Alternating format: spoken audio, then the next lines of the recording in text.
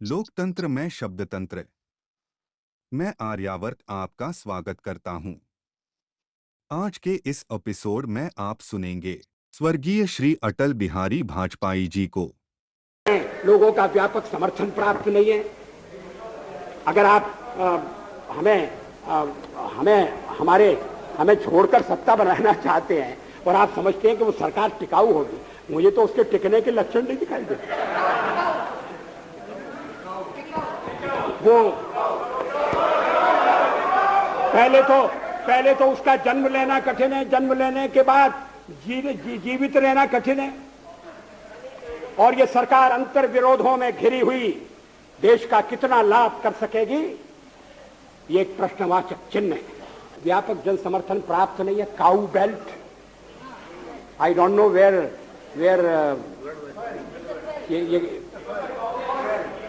ये cow belt है, cow belt का समर्थन है। जो काऊ बेल्ट जिससे कहा जाता है उसको इस तरह से सदन में उल्लेखित करना। किस क्षेत्र की आप बात कर रहे हैं? हरियाणा में हम हरियाणा में जीते, हमने कर्नाटक में समर्थन प्राप्त किया है, और ये ठीक है कि केरल में और तमिलनाडु में हम उतने शक्तिशाली नहीं है, मगर हमारा संगठन है। पश्चिम बंगाल में भी हमें 10% से थोड़ा कम वोट मिला हुआ है। अगर आप वोट की बात करते हैं तो फिर 10% वोट की बात करिए। इस सदन में एक एक व्यक्ति की पार्टियां, एक एक व्यक्ति की पार्टी, और वो हमारे खिलाफ जमघट करके और हमें हटाने का प्रयास कर रहे हैं। उन्हें प्रयास करने का पूरा अधिकार है, मगर है वो एक व्यक्ति की पार्टी। एकला चलो रे, और चलो एकला अपने चुनाव क्षेत्र से, और दिल्ली में आकर हो जाओ इकट्ठे रे। किस लिए इकट्ठे हो जाओ? देश के भले के लिए। स्वागत है, हम भी अपने ढंग से देश की सेवा कर रहे हैं, और अगर हम देशभक्त न होते और अगर हम निस्वार्थ भाव से राजनीति में अपना स्थान बनाने का प्रयास न करते, और हमारे इन प्रयासों के पीछे 40 साल की साधना है। ये कोई आकस्मिक जनादेश नहीं है, कोई चमत्कार नहीं हुआ है। हमने मेहनत की, हम लोगों में गए, हमने संघर्ष किया है। पार्टी 365 दिन चलने वाली पार्टी है। ये कोई चुनाव में कुकुर मुक्के की तरह से खड़ी होने वाली पार्टी नहीं है। और आज हमें अकारण कटघरे में खड़ा किया जा रहा है, क्योंकि हम थोड़ी ज्यादा सीटें नहीं ले सके। हम मानते हैं हमारी कमजोरी है, हमें बहुमत मिलना चाहिए। राष्ट्रपति ने हमें अवसर दिया, हमने उसका लाभ उठाने की कोशिश की है, हमें सफलता नहीं मिली, वो अलग बात है।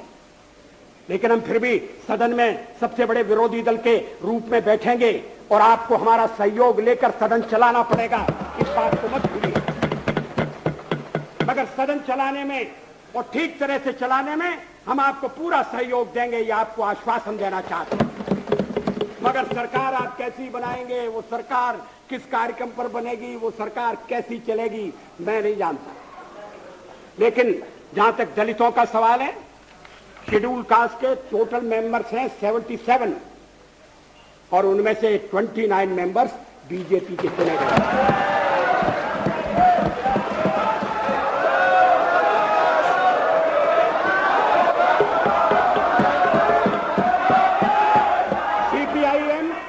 सीपीआईएम के 5 मेंबर हैं, सीपीआई 1 मेंबर है, कांग्रेस 15 मेंबर है, जनता दल 7 मेंबर है, और सबसे ज्यादा हमारे मेंबर हैं।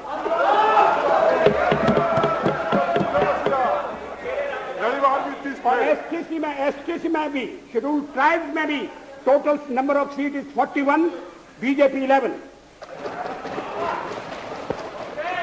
हमारा जनाधार नहीं है।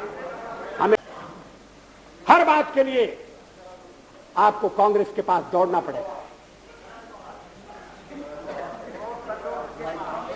और जब आप उन पर निर्भर हो जाएंगे। अभी तो मैं नहीं जानता, पहले चर्चा हुई थी, कुछ शर्तें लगाई जा रही, फिर चर्चा हुई कि कोऑर्डिनेटिंग कमेटी बनाना पड़ेगी। फ्लोर पर भी हम लोग कोऑर्डिनेशन करते हैं, उसके बिना तो सदन नहीं चलता। आप सारा देश चलाना चाहते हैं, बड़ी अच्छी बात है, हमारी शुभकामनाएं आपके साथ हैं। हम अपने देश की सेवा के कार्य में जुटे रहेंगे। हम संख्या बल के सामने सर झुकाते हैं और आपको विश्वास दिलाते हैं कि जो कार्य हमने अपने हाथ में लिया है वो जब तक राष्ट्रीय उद्देश्य पूरा नहीं कर लेंगे तब तक विश्राम से नहीं बैठेंगे, तब तक आराम से नहीं बैठेंगे। अध्यक्ष महोदय, मैं अपना त्यागपत्र राष्ट्रपति महोदय को देने जा रहा हूं।